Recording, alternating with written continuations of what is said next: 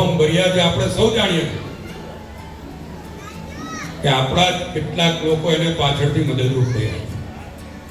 જાહેરમાં કહું કે આપણા જ કેટલાક લોકો એ લોકોને પાછળથી મદદરૂપ થઈ ગયા છે. એમના નામ પણ છે, પણ એમને પણ એમની તાકાતનો અંદાજો આવી જવાનો. 10 તારીખે ચૂંટણી થશે ને 11 તારીખે એમને પણ ભાન થશે કે ભાજપની વિરુદ્ધ જઈને એમને શું મળ્યું. હું આવ્યો ત્યારથી કહેતો આવ્યો છું કે આ કેસરીઓ કેસ જો ના હોય તો મારી પણ કોઈ કિંમત નથી. અને જે લોકો પોતાની જાતને કંઈક અલગ સમજીને ગદ્દારી કરવા નીકળ્યા છે, એમને અહીંયાથી ચેલેન્જ છે, એક સીટ જીતાડીને બતાવજો. તમારી